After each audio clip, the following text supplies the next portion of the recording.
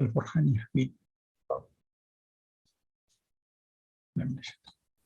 قال الله تبارك وتعالى في الكلام المجيد والفرقان الحميد. فأعوذ بالله من الشيطان الرجيم. بسم الله الرحمن الرحيم.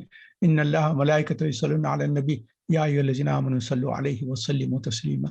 اللهم صل على محمد وعلى آل محمد كما صليت على إبراهيم وعلى آل إبراهيم إنك حميد مجيد. اللهم بارك على محمد وعلى آل محمد كما باركت على إبراهيم وعلى آل إبراهيم إنك حميد مجيد. آج انشاءاللہ ہم سورہ نساء کے تعلق سے صرف ایک جنرل ڈسکرپشن دے دیں گے، کیونکہ میں جیسا بتایا ہوں کہ ہم ایک ایک آیت کی ترجمہ اوور ویو ان کا جو نظریہ ہے اور کون سے پوائنٹس ڈسکس ہوئے ہیں ان کو امپورٹنٹ پوائنٹس کو خالی میں ڈسکس کر دیتا ہوں انشاءاللہ.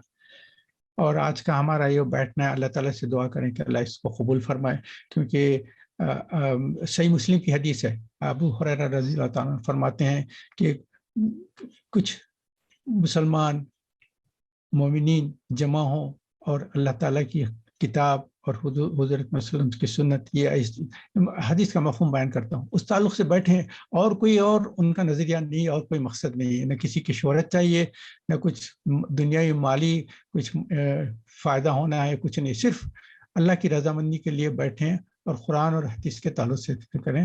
تو اللہ تعالیٰ فرماتے ہیں کہ اس محفل سے بہت خوش ہوتے ہیں اللہ تعالیٰ. اب یہ ہم کہ مسجدوں میں جا کر اور ایسے اسلامی کانفرنسز میں بیٹھنے کا موقع نہیں مل رہا ہے، تو ہم اللہ تعالیٰ نے یہ موقع دیا ہے کہ ہم اپنے گھروں میں رہتے ہوئے بھی اس چیز کو ہم حاصل کر سکتے ہیں جو ایسے خاص جگہوں پہ جا کے ہو سکتی تھی. اور یہ کیا ہوتا ہے، یہ جب ایسا ہم جماؤں کے بیٹھتے ہیں تو اللہ تعالیٰ کی ایک رحمت نازل ہوتی ہے اور فرشتے گھیر لیتے ہیں، اور اس کے بعد اللہ تعالیٰ اس محفل سے خوش ہوتے ہیں، اور اس محفل کا ذکر اپنے پاس کے جو فرشتے ہیں ان کے سامنے ذکر کرتے ہیں کہ میرے بندوں نے اس جگہ بیٹھے اور یہ میری قرآن کی اور حدیث کی باتیں سنتے رہے. تو یہ حدیث کا مفہوم بیان کرتا ہوں، یہ صحیح مسلم کی حدیث ہے ابو ہریرہ رضی اللہ تعالیٰ. تو اللہ تعالیٰ سے دعا کریں کہ اللہ تعالیٰ یہ جو حدیث میں جن لوگوں کا ذکر کیا گیا، اللہ تعالیٰ ان میں ہم کو بھی شمار کر لے اور ہمارا بیٹھنا اسی یہاں قبول کر لے. آمین یا رب العالمین. تو سورہ نساء کی تعلق سے میں ذکر کرنا چاہ رہا ہوں. اس کے فی پوائنٹس میں بیسک بول دیتا ہوں، اس کے بعد ان کی تشریح کر دوں گا میں. اس میں سورہ نساء کی سب سے پہلی آیت جو ہے وہ اکثر آپ دیکھیں ہوں گے خطبہ نکاح کا پارٹ ہے. خطبہ نکاح میں جو 4 قسم کے جو آیتیں پڑھتے ہیں، سورہ نساء کی پہلی آیت ہے، سورہ حجرات کی ہے، اور سورہ آل عمران کی بھی آیت ہے، مختلف ہے. تو یہ اس میں سب سے پہلی جو پڑھی جاتی ہے یہ سورہ نساء کی پہلی آیت ہے. اعوذ باللہ من الشیطان الرجیم، بسم اللہ الرحمن الرحیم. یا ایھا الناس اتقوا ربکم الذی خلقکم من نفس واحدہ وخلق منها زوجها وبث منهما رجالا کثیرا ونساء واتقوا اللہ الذی تساءلون به بالارحام ان اللہ کان علیکم رقیبا. اللہ تعالیٰ فرماتے ہیں اس میں کہ دیکھو اے ایمان والو، اے انسانوں، یہ جو ہے address is to humankind or mankind, یہ خطاب ہے. تو کہتے ہیں کہ اتقوا اللہ سے ڈرو، اللہ سے ڈرو.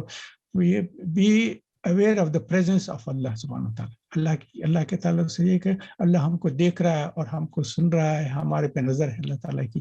اللہ تعالیٰ سے ڈرتے رہو، کیونکہ اللہ تعالیٰ کہتے ہیں کہ تم اے انسانوں، تمہاری ابتدا کیسی تھی؟ ایک انسان سے، آدم علیہ السلام، اور آدم علیہ السلام کو پیدا کیا مٹی سے، پھر اس کے بعد انہی سے ان کا جوڑا بی بی حوا کو بھی پیدا کیا، اور پھر ان کے بعد ساری انسانیت کو پھیلا دیا دونوں کے ذریعے سے. اس کے بعد پھر اتقوا اللہ جو پہلے بولے، یا ایھا الناس اتقوا اللہ پہلے مرتبہ بولے کہ اللہ سے ڈرتے رہو اور اللہ کو موجود پاتے رہو. یہ کہ تم ایک انسان سے پیدا ہوئے ہیں، ان سے ان کے جوڑ پیدا ہو، ان سے سارے انسان پیدا ہوئے. اس کے بعد پھر اتقوا اللہ آیا، تساءلون به والارحام ان اللہ کان علیکم رقیبا. اور پھر ڈرتے رہو اپنے بلڈ ریلیشن کے تعلق سے، اپنے رشتہ داروں کے تعلق سے بھی، کیونکہ ان کے تعلق سے پوچھ ہوگی.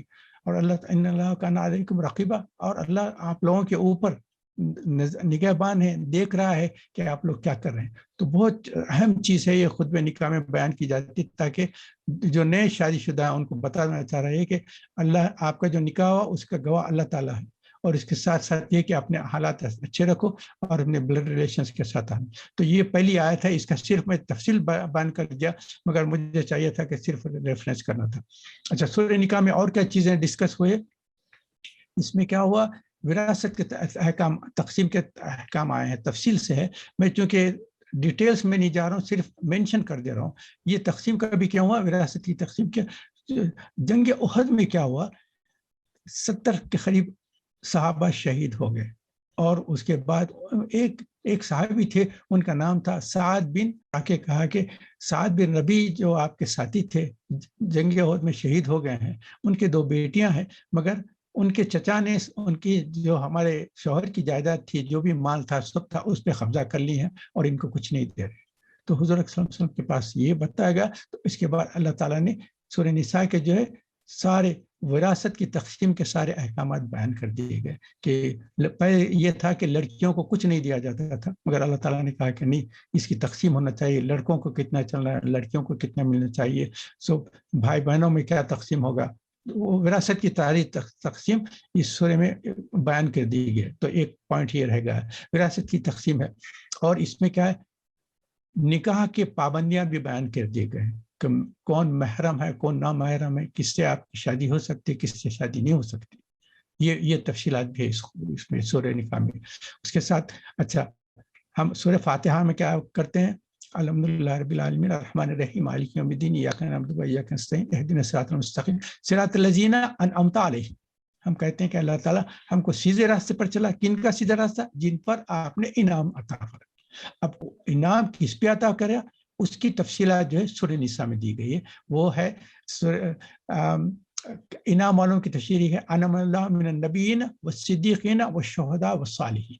یہ میں آیتوں کے نمبر اس لیے بعض مرتبہ نہیں دیتا، تاکہ اس کا مطلب یہ ہے کہ آپ خود بھی سورہ نساء کی تلاوت فرمائیں، اس کی تلاوت کے ساتھ ساتھ ان کے معنوں پہ جائیں، ان کے تعلق سے تھوڑا سا غور و فکر کریں گے، یہ ساری چیزیں آپ کو نظر آ جائیں گے. تو انعام والوں کی تفصیل ہے، انعم اللہ من النبیین والصدیقین والشہداء والصالحین. یہ تفصیل آ گئی.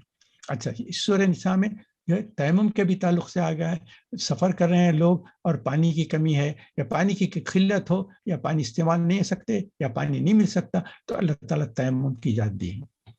اسی سورہ میں قصر کی نماز کی بھی تفصیل ہے.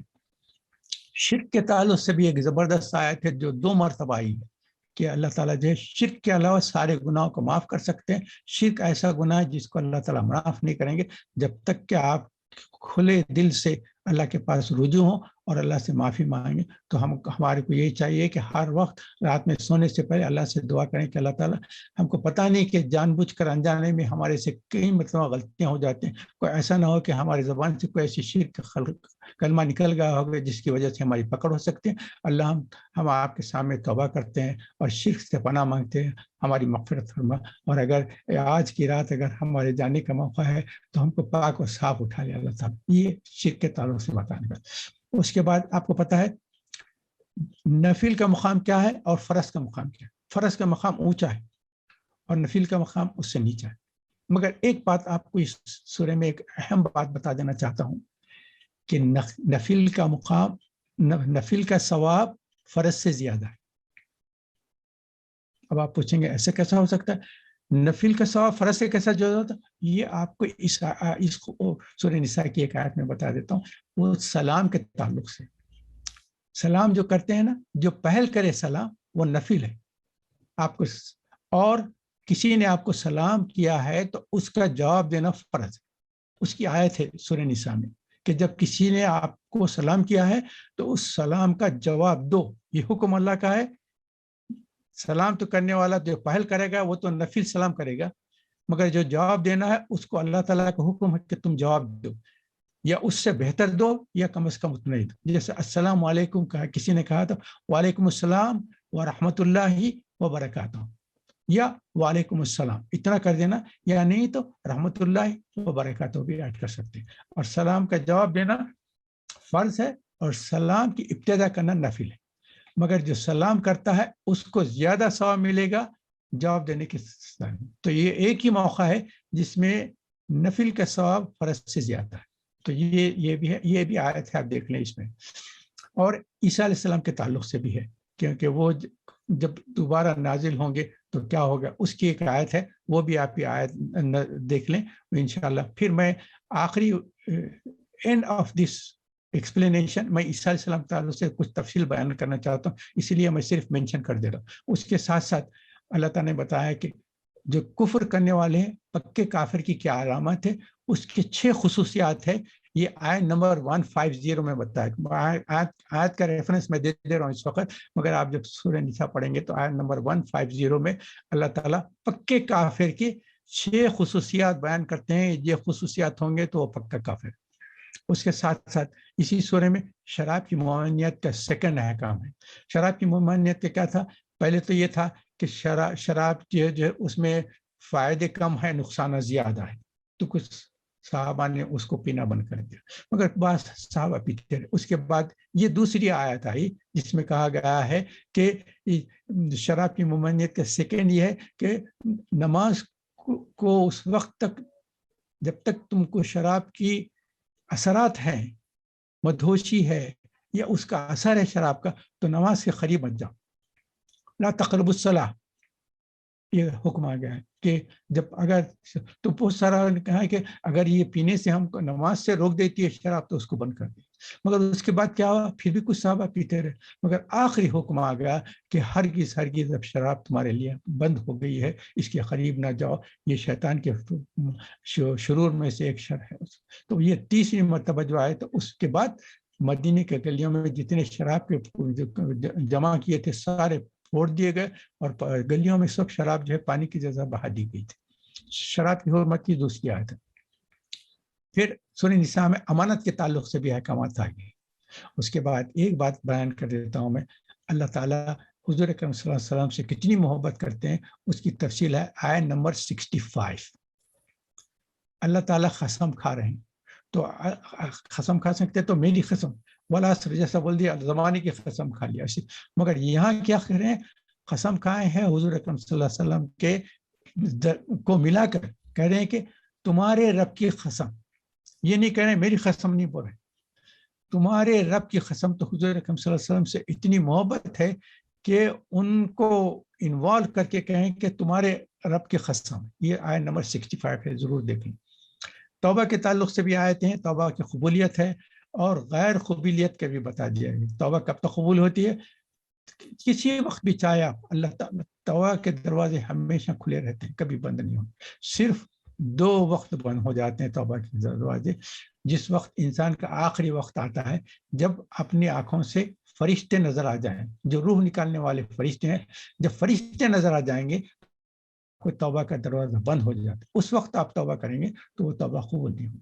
جیسا کہ فرعون کو جب غرق ہونے کا وقت آ گیا، جب پانی آیا، اس کے بعد جب دیکھا کہ فرشتے روح نکالنے آ رہے ہیں، اس وقت اس نے کہا کہ میں جو ہے موسیٰ اور ہارون کے رب کے اوپر ایمان لایا. تو اس وقت اللہ تعالیٰ نے فرما دیا کہ اس وقت کا ایمان قبول نہیں ہوتا. جب فرشتوں کو دیکھ لی تو اب کیا رہا؟ تم دنیا میں اسی لیے تو رکھے ہیں تمہارے کو کہ تاکہ یہاں کے امتحانات کو دیکھ کر اللہ پہ ایمان لاؤ. لیکن جب آخری وقت آ گیا اور دوسرا وقت توبہ کا دروازہ جب بند ہوتا ہے، وہ یہ تو میں انڈیویجول بتا رہا تھا، انڈیویجول ایک پرسن کا کب توبہ کا دروازہ بند ہوتا ہے، مگر کلیکٹیولی ساری دنیا کے لیے توبہ کا دروازہ کب بند ہو جاتا ہے؟ جب سورج جو ہے مشرق کے بجائے مغرب سے نکلی. The sun rises from the west. Usually کیا ہے؟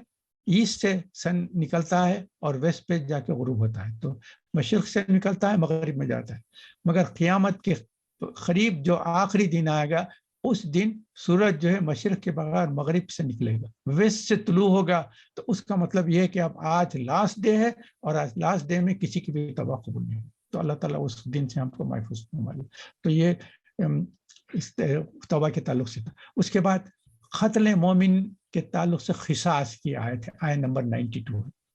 اور اس کے ساتھ گواہی دینے کے تعلق سے بھی آیتیں ہیں. آیت نمبر 135 میں گواہی دو، اگرچہ کہ تمہارا نقصان ہو جائے، اگرچہ تمہارے رشتہ داروں کا نقصان ہو سکتا ہے، مگر سچی گواہی دو. جو سچ ہے، کسی تمہارے دشمن کا بھی فائدہ ہوتا ہے تو کوئی سچ کو چھپانے کی ضرورت نہیں، سچ بات بول دو تاکہ جو بھی ہے اللہ تعالیٰ کا حکم ہے وہ فوق ہے. ظلم کے تعلق سے بھی آیت ہے لا یحب اللہ الجہر بالسوء من. تو یہ چھٹا جو جز شروع ہوتا ہے نا لا یحب اللہ الجہر سے شروع ہوتا ہے، جس میں اللہ تعالیٰ جو ہے مظلوم کے تعلق سے کہتے ہیں مظلوم کو اجازت ہے کہ ظالم کی دہائی کرے، اس کی زبانی زبان سے لوگوں کے سامنے کلام کرے اور کھلا کھلا لوگوں کو سنائے کہ یہ مجھ پر ظلم کیا ہے، یہ انسان نے مجھ کو تکلیف پہنچائی. یہ سارے پوائنٹس ہیں، یہ جو بیسک ہے یہ میں نے آپ کو سارے پوائنٹ بتا دیے. میں اب ان میں سے تھوڑی تھوڑی پوائنٹس کی تشریح کر دیتا ہوں تاکہ آپ کو بیسک میسج مل گیا کہ سورہ نساء میں کیا ٹاپکس ڈسکس کیے گئے ہیں.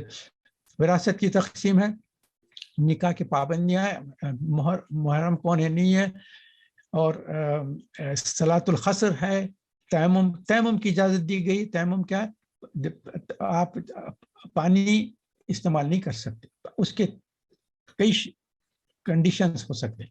ایک تو یہ ہے کہ پانی بالکل نہیں ہے، پانی نہیں ہے تو پھر آپ کو تیمم کی اجازت ہے. آپ مٹی پہ ہو یا ڈرائی سرفیس پہ ہاتھ ماریں. پہلے نویت التیمم للحدث، میں تیمم کرتا ہوں یا کرتی ہوں پاکی کے لیے. اس کے بعد زمین پہ ماریں، یا یہاں کارپیٹ ہے تو کارپیٹ پہ ماریں یا وال پہ ماریں. مارنے کے بعد ایک مرتبہ پورے چہرے پہ پورا ملنا، اوپر کے پیشانی کے جہاں بال شروع ہوتے ہیں وہاں سے لے کے حلق کے یہ چن کے نیچے تک ایک مرتبہ، صرف ایک مرتبہ ماریں. اور آپ کو اگر مٹی لگ گئی ہے تو مٹی کو چھاڑ دیں، کیونکہ آپ کو مٹی ملنا نہیں ہے، صرف مٹی پہ ہاتھ مار کے اس کو، کیونکہ آپ کارپیٹ پہ بھی ماریں گے تو آپ کو مٹی نہیں لگے گی مگر تھوڑی بہت دھول لگے گی. دیوار پہ بھی کریں گے تو آپ مٹی نہیں لگے گی مگر کچھ اس کے اثرات رہیں گے. اور اس اثرات کو ایک مرتبہ بسم اللہ ایک ہی مرتبہ کرنا ہے. اور سیکنڈ مرتبہ جب کریں گے بسم اللہ اللہ اکبر کرنے کے بعد ہاتھ کو ایسا کونی تک لے جائیں، اس کے بعد پلٹا کے یہاں لا لیں، پھر دوسرے ہاتھ کو بھی یہاں سے لے جائیں، کونی تک لے جائیں، پلٹا کے اوپر. تو یہ آپ کا تیمم ہوگا. یہ تیمم پڑھ لیں تو آپ کو جو ہے جیسا وضو کرنے کی سے جو کام کر سکتے ہیں وہ پورے کریں گے. آپ نماز پڑھیں گے، قرآن پڑھیں گے، اور جو بھی وضو کرنے کے بعد کرتے ہیں وہ سارے کام آپ کو تیمم سے مل گئے. تو تیمم کیا ہے؟ پانی نہ ہونے کی صورت میں. لیکن پانی ہے اس کے باوجود بھی آپ تیمم کر سکتے ہیں. دو کنڈیشن، ایک تو یہ کہ آپ بیمار ہیں اور پانی سے وضو کرنے سے آپ کی بیماری میں اضافہ ہو سکتا ہے اور آپ کو صحت کا نقصان ہے.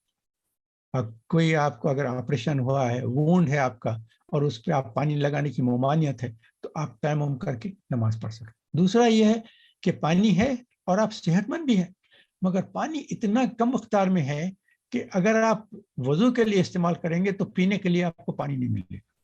جیسے آپ سفر میں ہیں، آپ ایک واٹر بوٹل لے کر چلے گئے ہیں اور آپ سفر میں ہیں اور آپ دیکھ رہے ہیں کہ یہی پانی ہے اب آپ کے پاس، اور آپ کو پھر سفر میں پتہ نہیں کب جائیں گے، کہاں آپ سیٹل ہوں گے، اور اس وقت تک اگر آپ کو پیاس لگ رہی ہے تو پھر پانی کا سوال ہی کہیں سے مل نہیں سکتا.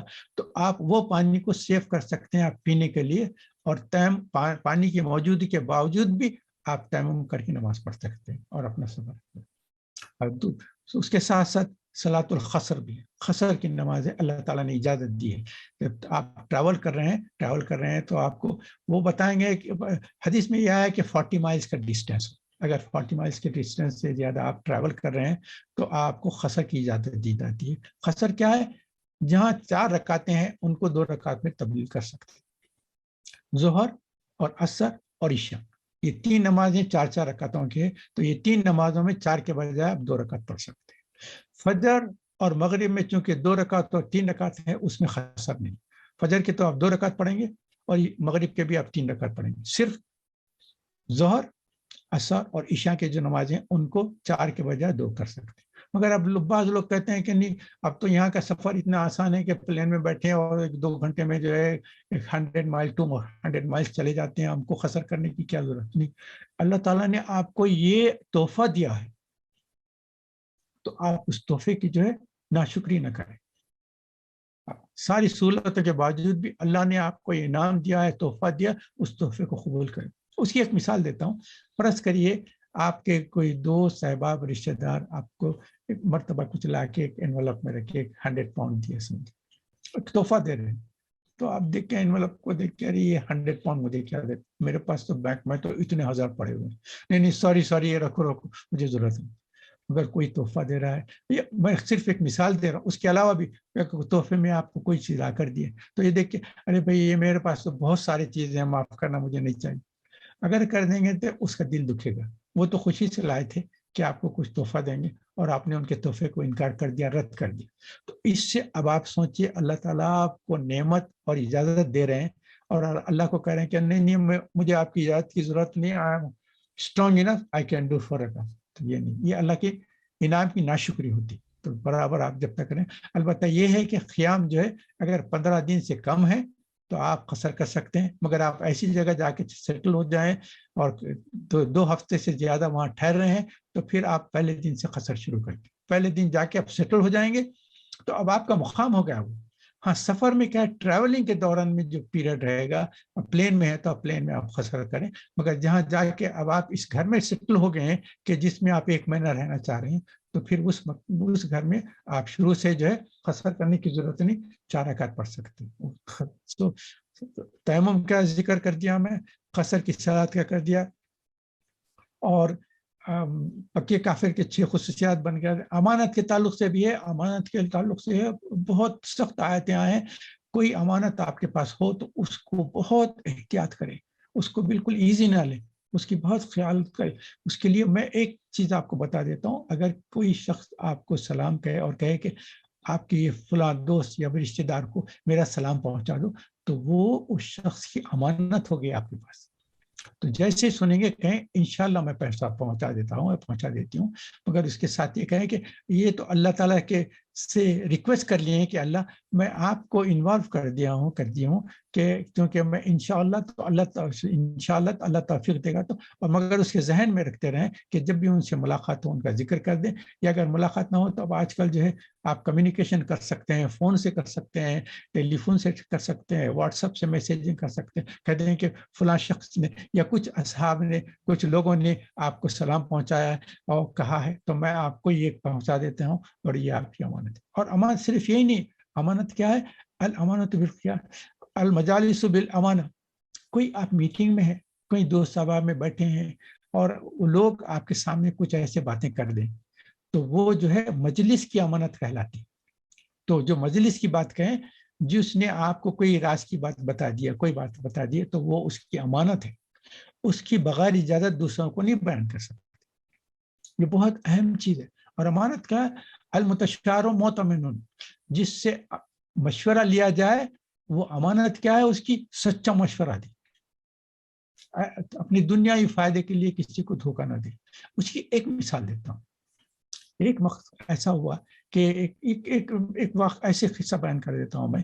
ایک شخص جو ہے ایک مکان خریدنا چاہ رہا تھا اور وہ کیا ڈیلاپیٹیڈ کنڈیشن تھا، اس میں ورک کی بہت ضرورت تھی. تو اس نے کیا کیا، اپنے ایک دوست سے جو وہ بھی پیسے والا تھا اس کے سامنے ذکر کیا کہ میں ایک گھر خریدنا چاہتا ہوں، مگر اس کی حالت یہ ہے کہ ہاف پرائس میں مل رہا ہے مگر اس میں کام زیادہ ہے، تو میں صرف آپ سے مشورہ لینے آ رہا ہوں کہ وہ گھر خریدوں. تو انہوں نے کہا کس جگہ ہے کیا ہے، تو انہوں نے گھر کی تفصیل بھی بتا دی.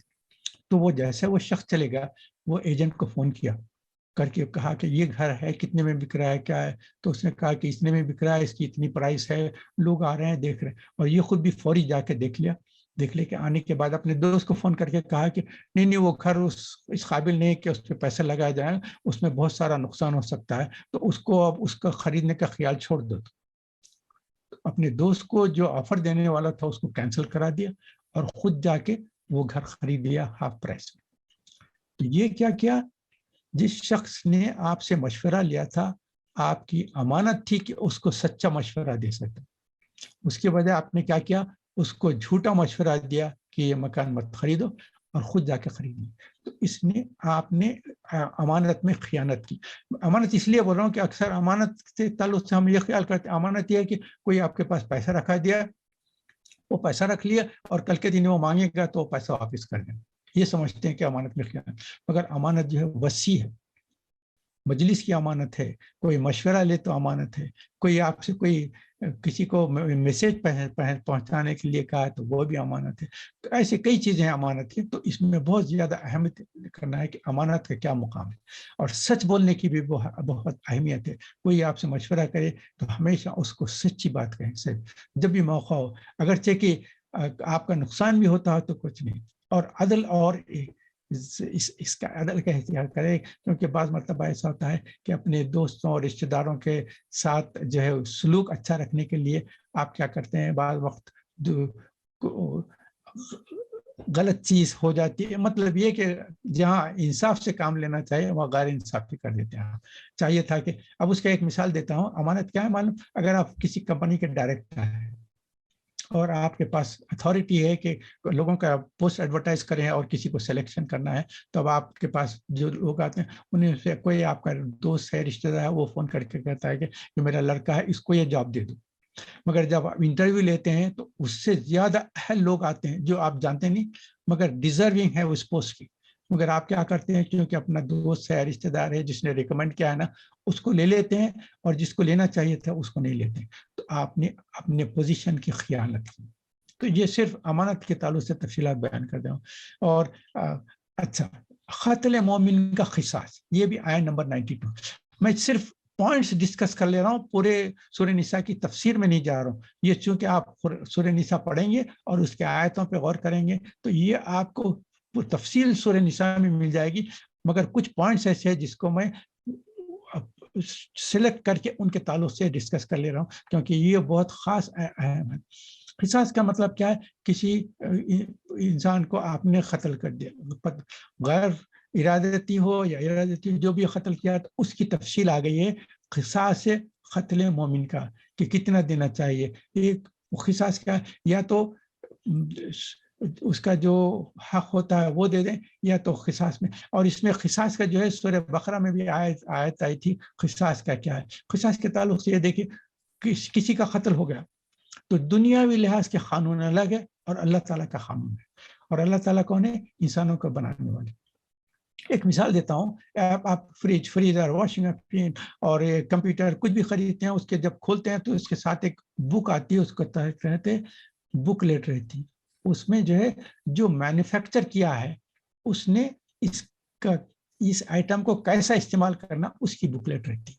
اس بکلیٹ کو پڑھیں گے تو اس میں لکھا ہوا رہتا ہے کہ اس کو کیسا یوز کرنا ہے, کن کن چیزوں سے اس کو بچانا ہے, ہیٹ سے بچانا ہے, اور پانی اس میں گرنے نہ دیں. اور کیا ہے یہ سارا کون لکھتا ہے؟ جو مینوفیکچرر ہے. وہ کہتا ہے کہ I know how this product works so I am giving the details. اور بکلیٹ رہتی ہے. تو مینوئل کے نام سے دیتے ہیں, manual, handbook of manual. تو اللہ تعالیٰ ہمارے خالق ہے اور انہوں نے ہمارے لیے ایک ہینڈ بک دی ہے, القرآن الکریم. اس میں سارا بتا دیا گیا ہے کہ جس کی تخلیق کی گئی ہے اس کو کس طریقے سے رہنا چاہیے, کن چیزوں کا کام کرنا چاہیے, کن چیزوں سے بچنا چاہیے. تو ہماری بکلیٹ ہے انسانیت کی جو تخلیق ہوئے اس کی بکلیٹ ہے القرآن الکریم. تو اس میں اللہ تعالیٰ کے لاز الگ ہیں اور دنیاوی لاز الگ ہیں. اب کسی نے قتل کر دیا تو دنیا کا لا کیا ہے؟ اس کے خلاف ایک کورٹ کیس ہوگا, پولیس آئے گی اور سارا کرے گی. اس کے بعد جج کیا کر دے گا؟ اچھا تم نے ان کا قتل کر دیا تو تمہارے کو اتنے دن, یا تو اس کو اگر اسلامی حکومت ہے اس کو بھی قتل کر دیں گے, یا نہیں کہیں گے تو اس کو جو ہے لائف امپریزنمنٹ, ساری عمر اب اس کو قید میں ڈال دیا جائے. تو یہ دنیاوی قانون.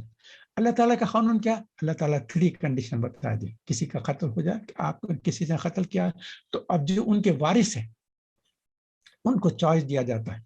اگر وہ اپنے جس کو قتل کیا اس سے بہت محبت تھی تو کہیں گے کہ نہیں, ہم کو جب تک تم کو قتل نہ کیا جائے ہمارے کو دلی سکون نہیں ہوگا, کیونکہ ہمارے اتنے عزیز کو آپ نے قتل کیا. تو ایک چوائس ہے, تو اس کا مطلب یہ کہ اس کو قتل, یہ قرآن احکام میں قتل کر دیا.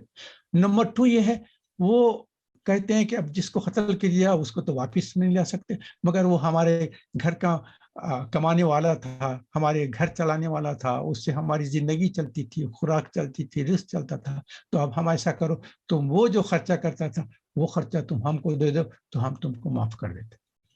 نمبر 3 یہ ہے کہ وہ خوشحال خاندان والے تھے اور جن کا قتل کیا ہے وہ تو دیکھے کہ ہمارے بھائی کو یا رشتہ دار کو, جس کو بھی بھائی کو, والد کو, جس کو بھی قتل کر دیا اس کو تو قتل کر دیا, اور وہ واپس تو نہیں آ سکتا.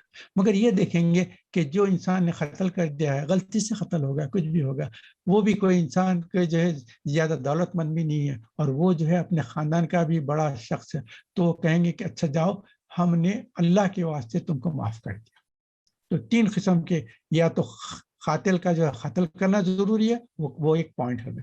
نمبر 2 یا اس کا قصاص لے لیں گے, اس کے نا بلڈ منی بولتے ہیں اس کو, وہ لے لیں گے تو اس کو چھوڑ دیں گے. نمبر 3 یہ ہے کہ دل سے معاف کر دیں کہ ہم تم سے غلطی ہو گئی, ہم نے معاف کر دیا, اللہ تعالیٰ ہم کو اور جس کا تم نے قتل کیا اس کو اجر عظیم عطا فرمائے. یہ 3 پوائنٹس ہیں. تو اس میں کیا ہے آپ کو میں بہتری بتا دوں, جس نے قتل کر دیا وہ تو قتل کر دیا تھا, غیر اختیاری طور پہ ہوگا, غلطی سے قتل ہوگا.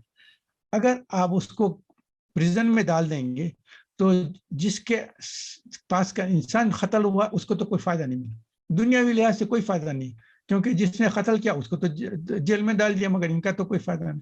مگر جس کو جیل میں ڈال دیے, اب وہ جو ارننگ ممبر تھا اس خاندان کا, ان کو ساروں کو نقصان ہو گیا. مگر اللہ تعالیٰ یہ بتاتے ہیں کہ اگر تم چاہتے ہیں بلڈ منی لے لو, تو اس کے بعد کیا ہوگا, وہ اس کو اپنی اس بلڈ منی میں لینے میں کیا 2 فائدے. ایک تو یہ کہ ان کا جو نقصان ہوا تھا ارننگ کا, یہ ان کا نقصان بھی تلافی ہوگا. دوسرا وہ کہ اس شخص کو جیل میں نہیں ڈالا گیا تو وہ بھی ارننگ ممبر ہو کے پھر اپنے خاندان کو بھی لک آفٹر کر رہا ہے. تو اس لحاظ سے دونوں خاندان میں بہتری ہو رہی. تو یہ قصاص کا جو اللہ تعالیٰ نے ایجاد دیا, اس میں یہ بہتری ہے کہ دونوں پارٹیز کو آسانی بھی ہو سکتی ہے. اگر بہت آپ کو زیادہ تکلیف ہے تو اس کو قتل بھی کرا سکتے ہیں, یا نہیں تو دل سے معاف بھی کر سکتے ہیں. گواہی دینے کے تعلق سے بھی ہے, گواہی کے تعلق سے بھی ہے کہ ہم کو ایسے اتفاق سے موقع نہیں آتے ویسے, مگر جب بھی ہو سکتا ہے سچی گواہی دینے کی کوشش کرے. آپ اپنے کسی دوست رشتہ دار کو بچانے کے لیے جھوٹی گواہی کبھی نہ دے. یہاں تو کچھ نہیں ہوتا ویسا, مگر اپنے بیک ہوم دیکھیں, انڈیا, پاکستان, بنگلہ دیش میں ایسا ہوتا, لوگ جو ہے بچانے کے لیے, پیسوں کے لیے جا کے عدالت میں جج کے سامنے جھوٹی گواہی دیتے ہیں. بات تو ایسے ہیں کہ قرآن پہ ہاتھ رکھ کے کہتے ہیں کہ جو کہوں گا سچ کہوں گا, سچ کے سوا کچھ نہ کہوں گا, اور ساری جھوٹ بولتے ہیں کیونکہ ایک جائیداد ملنے والی تھی. لاکھوں کروڑوں کی جائیداد آپ کو ملتی ہے اگر جھوٹ بول دیں تو وہ جھوٹ بول کے لے لیں گے. ایک واقعہ ایسا ہوا تھا, ایک صاحب نے ایسی کیا, جا کے, یہ حیدرآباد کی بات کر رہا ہوں, جا کے کہا جج کے سامنے جھوٹی گواہی دی, جس کی وجہ سے ان کو رقم تو مل گئی اور خوشی خوشی آگے آ کر رات میں سوئے ہیں. دوسرے دن وہ مکان جو تھا ان کے نام پہ ٹرانسفر ہو کے رجسٹری آ گئی. اس کے بعد صبح اٹھے ہیں تو فالج ہو گئے, پیرالیسس, بیڈ ریڈن. اس کے بعد نہ ہاتھ ہلا سکے, نہ پیر ہلا سکے, نہ زبان سے بات کر سکے, اور اسی بیڈ میں رکھے ان کا انتقال ہو گیا. وہ جائیداد جو جھوٹ بول کے لیے تھے وہ جائیداد ان کے کسی کام نہیں آ سکتی. تو اللہ تعالیٰ سے دعا کریں کہ اللہ تعالیٰ ہم کو توفیق دے کہ جب بھی موقع ہو زبان سے ہمیشہ سچ بات کریں, جب بھی گواہی دیں گے سچ گواہی دیں گے. اور اچھا, اب عیسیٰ علیہ السلام کے تعلق سے اور شرک کے تعلق سے 2 باتیں بیان کر دینا چاہتا ہوں. شرک کے تعلق سے بتایا سورہ نساء میں 2 مرتبہ یہ آیت ہے شرک کے تعلق سے, کہ اللہ تعالیٰ جو ہے شرک کے علاوہ سارے گناہ کو معاف کر دیں گے سوائے شرک کے, یعنی بغیر توبہ کرے کے بھی. اگر شرک کرنے کے علاوہ دوسرے کوئی بھی گناہ کیے تو اللہ تعالیٰ کہتے ہیں کہ میں چاہے تو میں تمہارے چھوٹے موٹے گناہ معاف کر دوں گا بغیر معافی چاہنے کے, مگر شرک کے لیے توبہ کرنا ضروری ہے. ان شرک اللہ ظلم عظیم, شرک جو ہے سب سے بڑا گناہ ہے, عظیم ہے. شرک کے تعلق سے کیا, شرک جو ہے شرک فی الذات, شرک فی الصفات, شرک فی العقیدہ.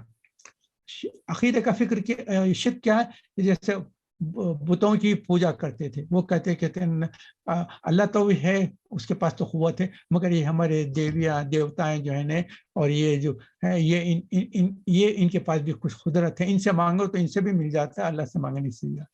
تو یہ جو ہے شرک فی العقیدہ ہو.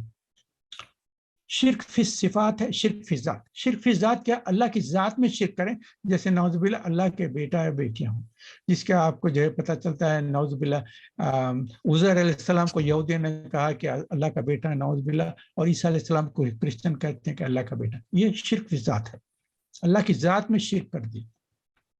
شرک فی صفات جو ہے نا وہ کیا ہے, یہ بہت عام ہے, یہ آسانی سے جو ہے بہت سارے لوگ اس میں مبتلا ہو جاتے ہیں, خیال بھی نہیں ہوتا. دیکھیے شرک کیا, شرک فی صفات کیا, اللہ کی صفات جو ہے انسانوں کے بھی صفات ہے. اللہ العلیم ہے, اور انسان کیا, انسان بھی علیم ہے, جاننے والا ہے, علیم کے معنی کیا, علم جاننے والا, اور اللہ علیم ہے, اللہ جاننے والا ہے, اور انسان بھی جاننے والا ہے. اللہ رزاق ہے, خوراک دینے والا, غذا دینے والا, انسان بھی رزاق ہے, کھانے بناتے ہیں, غریبوں میں تقسیم کرتے ہیں کہ بھئی ہم نے رزق ان لوگوں تک پہنچا دیا ہے. اللہ سمیع ہے, سننے والا ہے, ہم بھی سننے والے ہیں. اللہ بصیر ہے، دیکھنے والا، ہم بھی بصیر ہیں. تو اب یہ اللہ کے تعلق کے جو صفات ہیں ان میں اور انسانوں کے مشترک ہو جاتے ہیں. تو اس میں بھی شرک ہونے کا بہت ہو سکتا ہے. یہ سمجھنے کہ کوئی ایک زبردست ہستی ایسی ہے کہ ہر وقت وہ جیسا اللہ دیکھتا ہے وہ بھی دیکھتے ہیں، تو یہ شرک ہو گیا. تو شرک فی صفات میں ڈسٹنکشن کرنے کے لیے 3 پوائنٹس ہے وہ بتا دینا چاہتا ہوں، اور سے سن لیں. یہ ہے اللہ کی صفت جو ہے شروع سے ہے، ازل سے ہے، اور ازل کے بعد بھی رہے گی آخرت تک. اور انسان کی صفت کیا ہے؟ ایک وقت شروع ہوتی ہے، ایک وقت پہ ختم ہو جاتی ہے. جب انسان شروع ہوتا ہے تو اس کی صفت شروع ہو جاتی ہے، جب انسان مرتا ہے اس کی صفت ختم ہو جاتی ہے. تو اللہ کی صفت کیا ہے؟ فرام دا بگننگ مانے بگننگ سے پہلے بھی ہے اور اینڈ کے بعد بھی ہے. تو اس کے بعد اس کی جو صفت ہے وہ ہمیشہ رہے گی، اور انسان کی جو صفت ہے وہ ایک وقت شروع ہوگی، ایک وقت ختم ہوگی. دوسری چیز یہ ہے کہ صفت جو ہے اللہ کی از خود ہے، آف ہز اون. اور انسانوں کی صفت کیا ہے؟ ڈیلیگیٹڈ ہے، عطائی ہے. اللہ نے دی تو آپ کو یہ صفت ملی. اللہ نے آپ کو آنکھ دی تو نظر آ رہا ہے، اللہ کی آنکھ لے لے تو پھر بلائنڈ ہو جاتے. سمیع ہے، اللہ تعالیٰ سنتا ہے، ہم بھی سنتے ہیں، مگر ہماری سماعت ختم ہو جائے، ڈیف ہو جائے تو ختم ہو جائے. تو اللہ کی جو ہے صفت از خود ہے، اس کی اپنی ہے، اور ہماری صفات کیا ہے؟ ڈیلیگیٹڈ ہے، اللہ کی دیے ہوئے. اور اللہ کی صفت انلمیٹڈ ہے، انلمیٹڈ ہے، اور انسانوں کی صفت لمیٹڈ ہے. اب آپ کی بصارت ہے، اب آپ کمرے میں بیٹھے ہیں تو آپ کی جو نظر ہے صرف دیوار تک جاتی ہے، دیوار کے پیچھے کیا آپ دیکھ نہیں سکتے. اب یہاں بیٹھے آپ کو باہر جا کے دیکھنا پڑے گا. اور اللہ کی بصارت کیا ہے؟ وہ کھلی عام ہے، ساری دنیا اور دنیا کے ماسوا ہر چیز کو دیکھ سکتا ہے. تو از خود ہے، عطائی ہے، لمیٹڈ ہے، انلمیٹڈ ہے، اور جو ہے اس کی بگننگ اور اینڈ ہے. ہماری اور بگننگ اینڈ ہے، اللہ کی نہ بگننگ ہے نہ اینڈ ہے، اس کے صفات وہ اپنے. تو یہ شرک کے تعلق سے اگر آپ اس چیز پہ غور کر لیں گے، کسی کے تعلق سے بھی کہیں کتنا بھی بڑے مقام کے ہوئے رسول ہے، پیغمبر ہے، ولی ہے، بڑے مرتبے والے بھی ہیں، تو ان کے سارے صفات جو ہیں لمیٹڈ ہے، اللہ کے دیے ہوئے ہیں، اور ایک وقت شروع ہوئے وقت میں ختم ہو جائیں. تو یہ آپ کا شرک نہیں ہے. شرک فی صفات، جو شرک فی ذات، شرک فی العقیدہ، شرک فی صفات، یہ تینوں شرک آپ کو سمجھا دیا ہوں. اب عیسیٰ علیہ السلام کے تعلق سے بیان کرنا تھا. عیسیٰ علیہ السلام کی جو ہے ہم نے سورہ آل عمران میں بتا دیا تھا، اللہ تعالیٰ نے عیسیٰ علیہ السلام کو جو پیدا کیا تھا اس وقت کے تعلق سے میں بیان کیا تھا. نیو بارن بیبی تھے، بچے تھے، تو انہوں نے بات کرنا شروع کر دیا. ان کے صفات ایسے زبردست ہیں کہ جب بنی اسرائیل نے ان بی بی مریم سے پوچھا تھا کہ یہ تم نے کیسا کیا گناہ، تو انہوں نے کہا کہ یہ بچہ خود بیان کر دے گا. تو جب بچے نے بیان کیا تو عیسیٰ علیہ السلام نے بات شروع کر دی کہ انی عبداللہ. اس کے بعد مجھے اللہ تعالیٰ نے علم دیا ہے. چھوٹا بچہ بالکل نیو بارن بیبی بات کر رہا ہے. تو بنی اسرائیل نے دیکھ لیا کہ یہ، اس کے بعد سے پھر کوئی ایک لفظ بھی نہیں کیا بی بی مریم کے تعلق سے، ان کو ایکسیپٹ کر لیا. سب 30 ایئرس کی ایج میں جب عیسیٰ علیہ السلام نے اظہار نبوت، یہ تو جو بات کرنے کی بات تھی یہ معجزہ تھا عیسیٰ علیہ السلام کا، مگر اظہار نبوت جیسا حضور اکرم صلی اللہ علیہ وسلم کو 40 ایئرس کی ایج میں اظہار نبوت ہوئی، لوگوں کے سامنے بیان کرنا شروع کیا کہ میں اللہ کا رسول ہوں، میری بات کو سنو اور اللہ پر ایمان لاؤ. تو عیسیٰ علیہ السلام 30 ایئرس کی ایج میں انہوں نے بولنا شروع کر دیا کہ اللہ تعالیٰ کے پہ ایمان لاؤ اور مجھے اللہ تعالیٰ نے اپنا رسول بنایا. سارے چیزیں بولنا شروع کر دیا. اس وقت بنی اسرائیل ان کے خلاف ہو گئے، کیونکہ جتنے بڑے بڑے اس بنی اسرائیل کے علماء تھے ان کے پاس اپنی کرسی تھی، ان کا مقام تھا، لوگوں میں جو چاہے احکام بیان کر سکتے تھے. لوگ لا کے ان کو جو ہے تحفے تحائف دیتے تھے، پیسے دیتے تھے. کچھ آیات میں کچھ ان کے خلاف کچھ تھا تو کوئی مقدمہ ہو رہا ہے تو تورات میں بتایا گیا کہ ایسا ایسا ہوگا تو تم کو اجازت نہیں ملے گی. تو جا کے لاکھوں سے پیسے سونے کے اشرفیاں لے جا کے دیتے تھے کہ آپ جو ہے یہ حکم کا ذرا بدل دیں گے تو ہم کو یہ ساری جائیدادیں اور مالی، تو وہ کرتے تھے. تورات میں سے اس آیت کو نکال دیتے تھے، اس کے بجائے دوسری آیت لکھ دیتے تھے کہ اس میں اجازت دی گئی، ایسا لے لیتے تھے، وہ دے دیتے تھے. تو وہ آدمی جس کو اجازت لینا ہے وہ اجازت لے لیتا تھا. تو یہ تورات میں تحریفات کیا کرتے تھے. تو جب عیسیٰ علیہ السلام نے کہا کہ میں نبی ہوں اور پیغمبر ہوں ڈکلیئر کیا، تو پھر یہ علماء جو تھے انہوں نے کہا کہ اگر ہم ان کو اپنا نبی اور رسول مان لیں تو پھر ہمارا تو مقام گیا. ہماری جو ہے ڈیلی ویجز جو آتے ہیں، ہمارا سورس آف انکم ختم ہو جائے گا، سب لوگ ان کے پاس چلے جائیں گے. تو انہوں نے کہا کہ نہیں ہم ان کو نہیں مانتے. اس کے بعد جا کر ان کو جو ہے تو آپ کو پتا ہے نا سولی چڑھانے کے، اور پھر میں نے بتایا کہ وہ عیسیٰ علیہ السلام کو اللہ تعالیٰ نے اٹھا لیا اور ان کے بجائے جوڈاس جو تھا اس کی شکل عیسیٰ علیہ السلام کے جیسی بیان کر دی گئی تھی، جس کو سولی پہ چڑھایا گیا. اور وہ اس کی تفصیلات میں لاسٹ سنڈے کے جو تھا اس میں تفصیلات بیان کر دیا تھا. میں چاہے تو آپ پھر میرا وہ ویڈیو دیکھ لیں تو اس میں تفصیلات ہیں. اب یہاں جو عیسیٰ علیہ السلام کے تعلق سے جو آیت ہے اس میں جو ہے ان کے دوبارہ آنے کے تعلق سے، اور یہ جو ہے قیامت کی نشانی میں سے ایک نشانی. حضرت ابو ہریرہ رضی اللہ تعالیٰ عنہ بھی ہے، اور یہ صحیح مسلم ترمذی میں بھی ہے اور نسائی میں بھی ہے، کئی حدیث کی کتابوں میں بھی ہے. حضور اکرم صلی اللہ علیہ وسلم نے بیان فرمایا قیامت تک اس وقت تک نہیں آ سکتی جب تک کہ اس کے 10 نشانیاں نہ دیکھ لو. یہ 10 نشانیاں جو ہے یہ تفصیل سے نشانیاں آئے ہیں، مگر سب سے پہلے آپ کو بیان کر دوں یہ حدیث جبرائیل جو اکثر ہم سنا کرتے ہیں، جس میں جبرائیل علیہ السلام آئے تھے اور حضور صلی اللہ علیہ وسلم کے پاس بیٹھے اور ان سے سوالات کیے تھے، اخبرنی علی الاسلام، اخبرنی علی الایمان، اخبرنی علی الاحسان، اخبرنی علی الساعہ.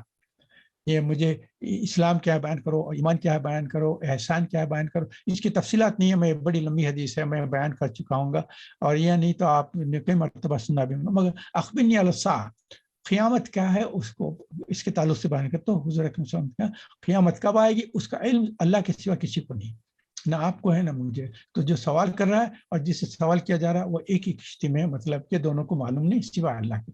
مگر انہوں نے کہا کہ اچھا قیامت کی کچھ نشانیاں بیان کرو. تو حضور اکرم صلی اللہ علیہ وسلم نے 2 نشانیاں بیان کیے. ایک یہ ہے کہ لونڈی اپنے ماسٹر کو جنم دے گی، یعنی لونڈی سے جو اولاد نکلے گی وہ اس کی ماسٹر ہوگی.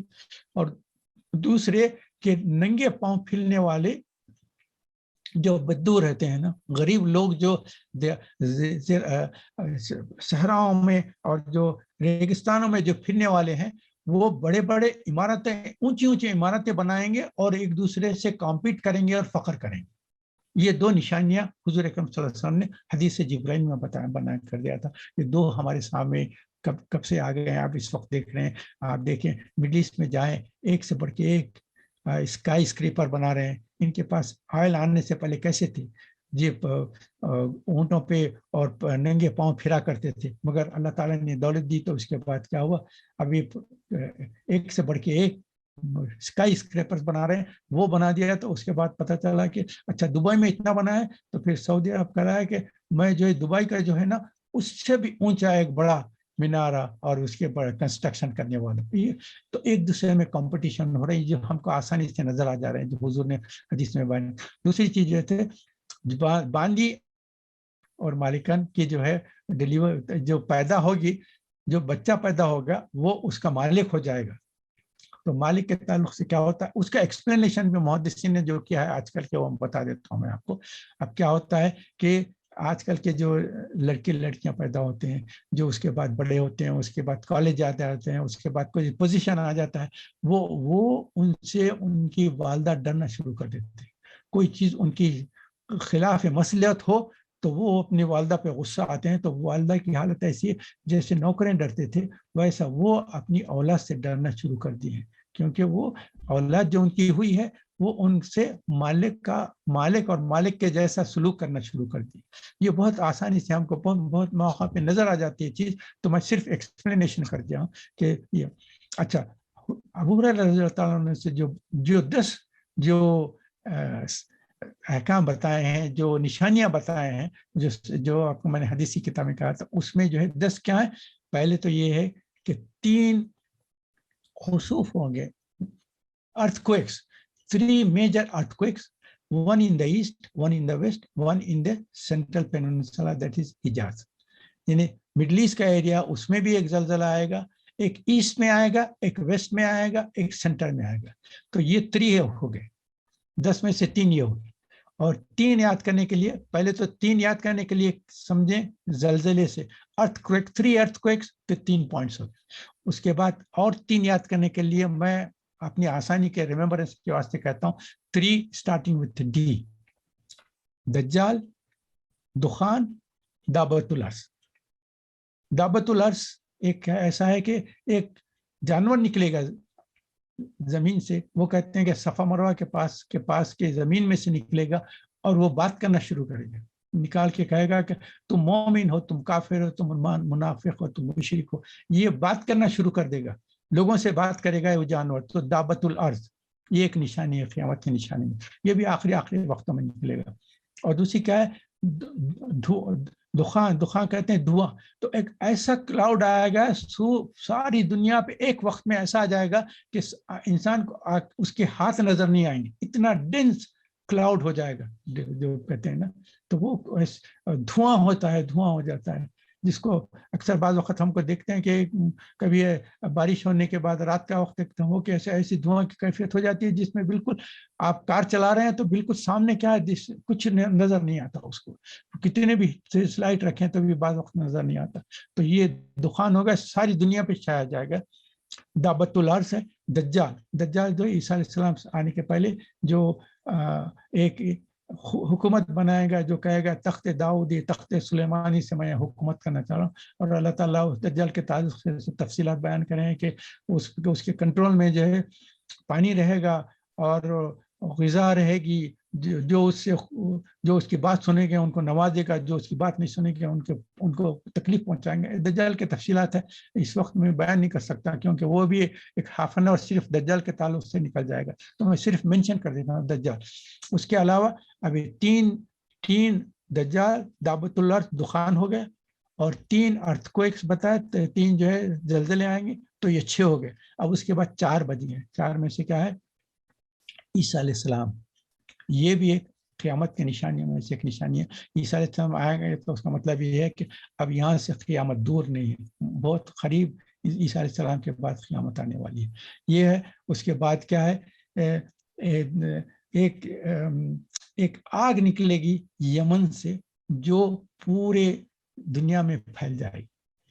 عیسیٰ علیہ السلام ہے، آگ ہے. اس کے ساتھ ساتھ پھر کیا ہوگا؟ سورج جو ہے ایسٹ کے بجائے ویسٹ سے نکلے گا. وہ کہا کہ میں نے کہا نا کہ آپ کو لاسٹ نشانی جو ہے لاسٹ دن وہ آئے گا. اس کے بعد یہ ایسا رہے گا. تو یہ ایک 4 نشانیوں میں سے ایک تو عیسیٰ علیہ السلام ہے، ایک ہے آگ نکلے گی، اور ایک ہے کہ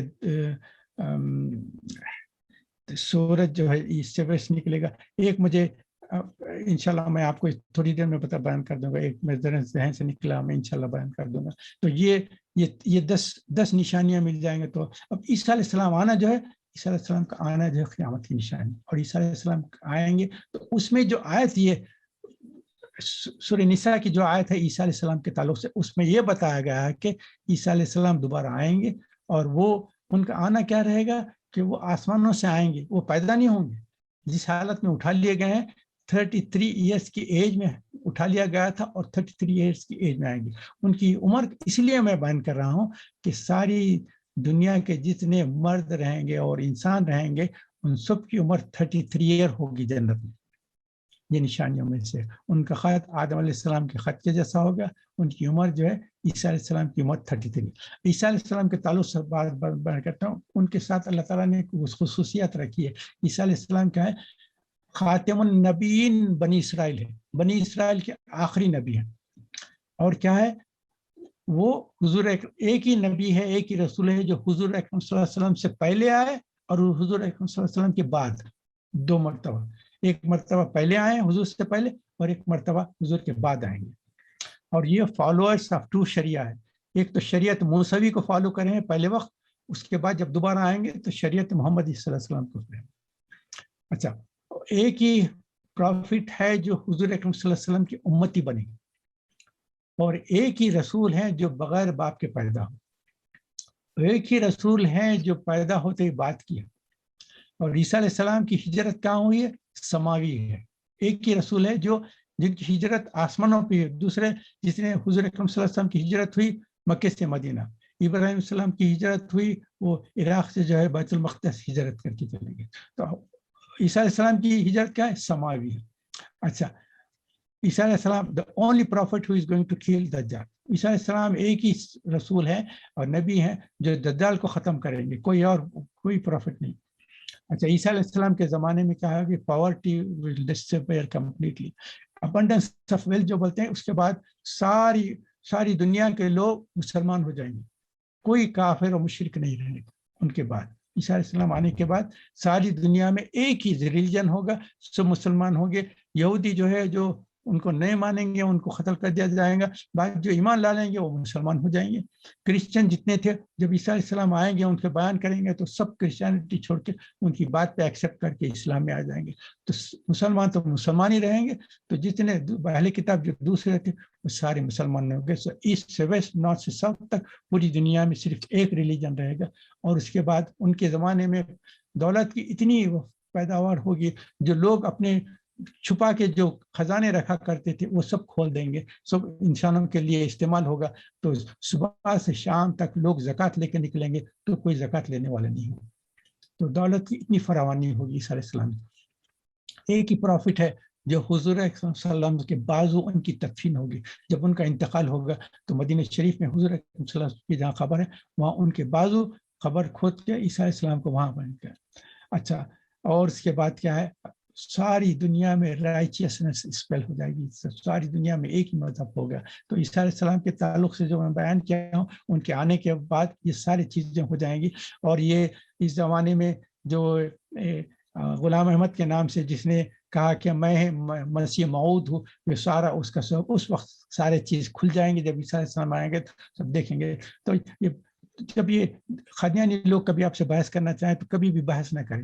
میرے سے بھی کوئی بحث نہیں کرا. میں نے کہا میں بحث نہیں کرتا, آپ میرے سے 2-3 پوائنٹ سن لیں, اس کے بعد قصہ ختم کرنا. انہوں نے کہا کہ اچھا کر دو. میں کہا کہ دیکھیے, آدم علیہ السلام سے لے کے حضور اکرم صلی اللہ علیہ وسلم جتنے انبیاء ہیں ان کا سنگل سلیبس نیم ہے. آدم ہے, عیسیٰ ہے, موسیٰ ہے, یحییٰ ہے, داؤد ہے, لوط ہے, حضور اکرم صلی اللہ علیہ وسلم کا محمد, جتنے انبیاء ہے رسول ہے سب کا سنگل سلیبس نیم ہے. کوئی نبی کا ڈبل بیرل نیم نہیں تھا. اب آپ جو اس کے تعلق سے بول رہے ہیں اس کا نام کیا ہے, غلام احمد. ڈبل بیرل نیم کسی نبی کا بتا دے, کسی رسول نہیں بنا. دوسرا یہ ہے کہ سارے انبیاء جو ایک دوسرے کے بھائی ہوتے ہیں, ایک لیول کے رہتے ہیں نا. کوئی نبی ایک دوسرے نبی کا غلام اور نوکر نہیں ہوتا. ان کے نام میں دیکھ لیے کہ ان کا نام ہی ہے غلام احمد. کوئی نبی آپ بتا دیں مجھے کسی کا نام غلام سے ہے. کوئی نبی جو ایک دوسرے نبی کا غلام ہے یا نوکر ہے, کوئی نبی ہے کیا؟ کوئی نہیں. تیسری چیز یہ ہے کہ جتنے آئے ہیں نا وہ نبی آتے ہی انہوں نے بتا دیا کہ ہم اللہ کے رسول ہیں. اور غلام احمد نے کیا پہلے کہا کہ میں ایک نیک شخص ہوں, تقریر نہیں کرتا رہا. تو اس کے بعد کہا کہ میں نبی نہیں ہوں مگر حضور صلی اللہ علیہ وسلم کا میں سایہ ہوں. ذل نبی کہتا تھا اپنے. اس کے بعد تھوڑے دن کے بعد کہا کہ نہیں میں نبی ہوں. اس کے بعد لوگوں نے کہا کہ آپ کیسے نبی ہو گئے, تو خاموش ہو گئے. کئی مہینے تک سوچ کے کہا کہ میں مسیح موعود ہوں, نعوذ باللہ. وہ عیسیٰ علیہ السلام جو دوبارہ آنے والے تھے نا وہ میں ہوں. تو لوگوں نے کہا کہ دیکھو عیسیٰ علیہ السلام کو اللہ تعالیٰ نے پہلی مرتبہ بغیر باپ کے پیدا کیا ہے, تو نعوذ باللہ دوبارہ جو ہے اس کو ایک میاں بیوی کے ذریعے سے پیدا ہوں گی. اور عیسیٰ علیہ السلام کی والدہ کا نام مریم تھا, اور تمہاری والدہ کا نام چراغ بی بی. آپ کو معلوم ہے غلام احمد کی والدہ کا نام چراغ بی بی تھا. تو یہ ایسے باتیں کرتے ہیں. اور پھر ہم نے کہا کہ دیکھو جتنے انبیاء رسول بھیجے ہیں اللہ تعالیٰ معراج کے وقت حضور اکرم صلی اللہ علیہ وسلم کے پیچھے ان سے نماز پڑھوائی تھی. دیکھو اب کیا غلام احمد اس وقت تھا موجود جو حضور کے پیچھے نماز پڑھایا بیت المقدس میں؟ نہیں تھا. تو جتنے انبیاء تھا سارے انبیاء اور رسول حضور اکرم صلی اللہ علیہ وسلم کے پیچھے پڑے. تو میں 2-4 پوائنٹ بول کے ختم کر دیا, مگر میں کہا کہ نہیں ان سے کبھی بحث نہ کریں. بحث کرنے جائیں گے تو بہت ساری چیزیں نکالتے. اچھا اب میں اس وقت اس بات کو ختم کرتا ہوں. اللہ تعالیٰ سے دعا کریں کہ جو بھی کہا گیا سنا گیا اس پہ ہم کو عمل کرنے کی توفیق عطا فرمائے. اور ایک ریکویسٹ ہے کہ اب آپ نیکسٹ سنڈے تک سورہ نساء کو آپ روز تھوڑا تھوڑا پڑھیں, تلاوت کریں اور ترجمہ دیکھیں. جو میں نے آپ کے سامنے جو پوائنٹس کیے ہیں وہ پوائنٹس کو میں ایلیبوریٹ کر دیا ہوں گنے چنے جگہوں سے, تو اس سے آپ کو فائدہ ہو جائے گا انشاءاللہ تعالی.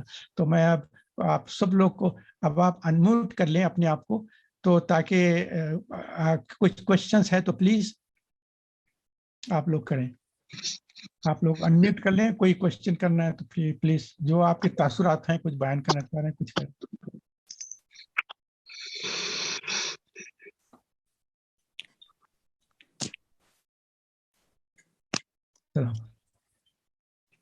अस्सलाम वालेकुम इरफान साहब, डॉक्टर साहब इरफान आप आ गए, आपको हमने मिस किया, आप दुबई जी चले गए थे तो बिल्कुल बिल्कुल हम आ गए, कल पहुंचे रात को 11 बजे।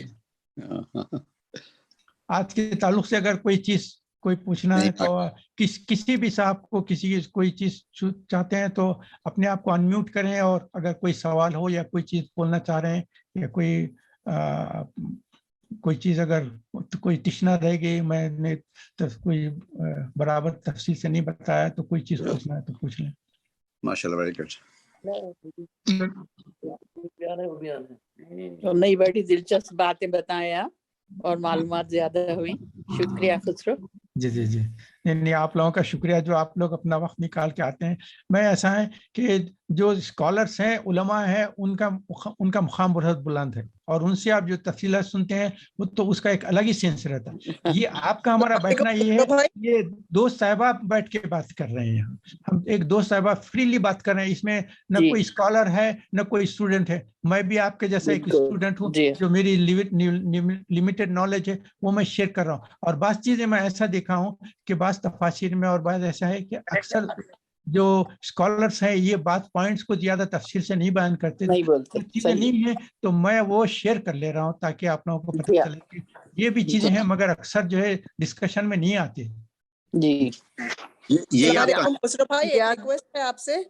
जी जी, वो आप लास्ट वीक कुछ दुआ शेयर करे थे, देखिए उसका कोई टेक्स्ट फॉर्म अगर फौजियापा हम लोग को दिए तो नोट्स वगैरह में सेव कर ले सकते जी। अच्छा, क्या कहता to go back and review. मैं भेजता हूँ मैं इंशाल्लाह। और वो उससे पहले आप एक कोई 10 आयतों के बारे में बोले थे, देखिए ये 10 आयतें जो है, 10 आयतें ये जो है आले इमरान की जो आखिरी आयतों में है, उनमें ये 10 आयत हैं जो हुजूर अकरम सल्लल्लाहु अलैहि वसल्लम इन्न फी औज़ु बिल्लाहि मिनश शैतान इन्न फी खल्क़िस समावाति वल अर्ज़ि वख्तिलाफ़िल लैलि वन नहारि लआयातिल लिउलिल अल्बाब लज़ीना यज़कुरूना फी क़ियामिन व qu'ूदन व अला जुनूबिहिम व यतफ़क्करूना फी खल्क़िस समावाति वल अर्ज़। उसके बाद रब्बना रब्बना रब्बना से जो आयतें हैं ना, वो क्या है, हुजूर अकरम सल्लल्लाहु अलैहि वसल्लम सुबह उठते, हजरत अब्दुल्ला बिन अब्बास कहते हैं कि मैं उनके घर में सो गया था, सुबह उठा तो देखे तो हुजूर अकरम जैसे उठे, आंखें मलने के बाद ये रब्बना रब्बना रब्बना जो सूरह आले इमरान की आखिरी आयतों में है, रब्बना से शुरू होने वाले हैं, ये आप रख लें। मैं भी उसकी आदत करने के लिए क्या है, अपने बेड के करीब जो छोटी सी कुरान है तो उसमें एक तरक रख लें आले इमरान की आखिरी आयतों के ऊपर। जैसे आप उठेंगे ना, फौरी कुरान खोल के उसमें ये रब्बना रब्बना से जो है ये आयतें पढ़ लें। अल्हम्दुलिल्लाह ये दुआ पढ़ते हैं ना सुबह जब नींद में से उठते हैं, अल्हम्दुलिल्लाह अहयाना बाद अमातना व इलैहि नुशूर पढ़ते हैं, उसके साथ ये खोल के रब्बना रब्बना। उसमें एक आखिरी आयत है रब्बना ला तुज़िग़, उसके बाद अल्लाहुम्मा ला तुख़्ज़िना यौमल क़ियामा इन्नका ला तुख़्लिफ़ुल मियाद, ये आखिरी आयत है, ये जरूर पढ़ें। उसमें अल्लाह से दुआ करते हैं, अल्लाह हमको क़ियामत के दिन की रुसवाई से बचा ले, क्योंकि क़ियामत के दिन की रुसवाई बड़ी जबरदस्त रुसवाई है। उससे अल्लाह ताला से दुआ करें, अल्लाह हमको क़ियामत के दिन की रुसवाई से बचा ले। तो ये रब्बना रब्बना जो है आल इमरान की आखिरी आयतों में ये जो है 10 आयतें हैं, वो आप पढ़ लिया करें और इसमें ये दुआ जरूर कर लें इंशाल्लाह। जी अच्छा, जज़ाकल्लाह खैर भाई। जी मैं सिर्फ कमेंट है डॉक्टर साहब कि आपका अंदाज़े बयान माशाल्लाह बड़ा शानदार है ना, माशाल्लाह। जैसे आप कह रहे हैं बिल्कुल सिंपल आराम से बातें हो रही होती हैं, तो माशाल्लाह अल्लाह की तौफीक है, अल्लाह ताला ने तौफीक दी। मेरे पास कुछ नहीं है, मैं तो ये कहता हूँ कि आप लोग सुन रहे हैं तो मैं आप लोगों का बहुत ममनून और मशकूर हूँ जो आप अपना वक्त निकाल कर बैठे हैं। मैं कोई ज्यादा मालूमात नहीं है, मैं छोटे मोटे जो मालूमात इधर उधर से जो जमा करता हूँ आप लोगों से साथ शेयर कर लेता हूँ। और अल्लाह से दुआ करें कि अल्लाह ताला जो भी कर रहा हूँ इसको कबूल करें और मुझे रियाकारी से बचाए। रियाकारी क्या है, लोग कुछ करें कि अपना कुछ बताने के लिए कि अच्छा मुझे इतना आता है इतना आता, वो रियाकारी है। वो रियाकारी है, अल्लाह को रियाकारी पसंद नहीं। जो चीज करें अल्लाह की खुशनुदी के लिए, अल्लाह की रजा के लिए करें। और दुनिया को दिखाने के वाले मेरा नाम मशहूर हो जाए, लोगों को पता चले कि मैं ऐसा इंसान हूँ, अस्तगफिरुल्लाह, अगर वो करेंगे तो वो इंसान की तबाही है, दुनिया में भी तबाही है, आखिरत में भी तबाही। अल्लाह से दुआ करें कि अल्लाह मुझे और हम सबको रियाकारी से और दिखावे से बचाए, हमारे अल्लाह की खुशनुदी की तौफीक अता फरमाए। बस यही है। जज़ाकल्लाह खुसरो, बहुत अच्छा आप लोग आने का। अल्लाह हमारे यहाँ ایک بیٹھنا اور سننا, یہ 1 گھنٹہ ایسا ہے کہ سنڈے آپ دیکھیں صبح سے شام تک ایسے گھنٹے تو گزر ہی جاتے ہیں, اور ایک تھوڑی دیر کے لیے بیٹھیں. تو یہ ہماری کیا ہے, ایک آپس میں ایک دوست اور رشتہ دار کی ایک صحبت ہے سمجھی. یہ علماء کی اور طالب علموں کی محفل نہیں ہے جہاں آپ اسکالرس کو سننے جاتے ہیں تو وہ اسکالر بڑی اسپیچ دیتا ہے, آپ سننے پر بیٹھے. یہاں کیا ہے, آپ ہم دونوں ایک ہی لیول کے ہیں, اور ایک دوسرے کی جو ہے, میں کچھ بول رہا ہوں آپ کچھ بول رہے ہیں, یہ ایک لیول پہ ہم سن رہے ہیں. تو نہ میں کوئی اسکالر ہوں, میں تو ایک طالب علم ہوں, مگر یہ ہے کہ اپنے جاننے والے دوست احباب رشتہ داروں کے ساتھ بیٹھ کے کچھ وقت گزارے بس. اللہ تعالیٰ الحمدللہ. انشاءاللہ نیکسٹ سنڈے انشاءاللہ آپ لوگوں سے ملاقات ہوگی. مگر ایک ہی ریکویسٹ ہے, آج جو سورہ نساء کے تعلق سے میں تفسیر نہیں بیان کیا, کیونکہ تفسیر کریں گے تو 1-2 آیت کے لیے 1 گھنٹہ لگ جاتا. تو میں کیا سارے سورہ نساء کو پورا پڑھنے کے ساتھ ساتھ اس کے کانٹینٹس کو دیکھ کے اس میں سے پوائنٹس چنا ہوں کہ اس میں کیا پوائنٹس پہ اللہ تعالیٰ نے جو ہے ہمارے کو مخاطب کر کے بیان کیا, جس میں جیسا میں سورہ فاتحہ میں انعمت علیہم کہہ دیے, تو ان لوگوں پہ جس پہ انعام ہوا, اب لوگوں پہ انعام ہوا ہم کو کیا پتا, مگر اللہ تعالیٰ نے خود ہم کو سورہ نساء میں بتا دیا کہ کن لوگوں پہ انعام ہوا, نبیین و صدیقین و شہداء و صالحین انعم اللہ نے ان پر انعام کیا. تو یہ تفصیلات آ گئے, تو میں اسی لیے پوائنٹس کو مینشن کر دیا. شرک کے تعلق سے کہا, نکاح کے تعلق سے آیا کہ محرم کون ہے کون نامحرم ہے, نکاح کیسا ہے, طلاق کے تعلق سے ہو گیا, وراثت کی تفصیل بتا دیا, خسر صلات کے تعلق سے بیان کر دیا, تیمم کے تعلق سے امانت ہے, اور جو اللہ تعالیٰ نے آیت نمبر 65 میں دیکھیے کتنی محبت ہے, جو اللہ تعالیٰ قسم کھا رہے ہیں کہ اے محمد صلی اللہ علیہ وسلم تمہارے رب کی قسم, اللہ تعالیٰ قسم کھا رہے ہیں اور حضور کو کہہ رہے ہیں کہ نہیں میری اپنی قسم نہیں ہے, تمہارے رب کی قسم کو حضور کو انوالو کر دیا. تو یہ محبت ہے اللہ تعالیٰ کی.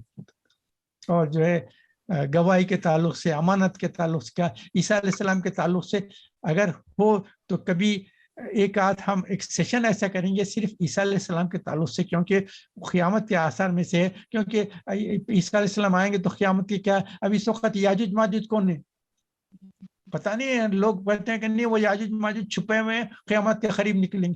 ایسا کیسا نکلیں گے؟ یاجوج ماجوج موجود ہیں, اس وقت موجود ہیں, مگر ان کے تعلق سے آپ کو تفصیل سے بیان کرنا ہے. میں انشاءاللہ کبھی موقع ہو تو تفصیل سے بیان کروں گا انشاءاللہ.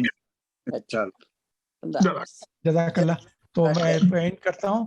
سبحانک اللہم و بحمدک نشہد لا الہ الا انت نستغفرک و نتوب الیک. یہ دعا بھی پڑھنا ضروری ہے جب بھی آپ کوئی محفل میں ہیں, کسی لوگوں کے ساتھ بیٹھے ہیں, بات چیت کر رہے ہیں, اس کے اختتام پہ ایک ہے سبحانک اللہم و بحمدک نشہد لا الہ الا انت نستغفرک و نتوب الیک. اگر کہہ دیں گے تو اس محفل میں جو کچھ بھی ہم سے خطا گناہ غلطی ہوگی اللہ تعالیٰ اس کو معاف فرما دے. یہ حدیث ہے.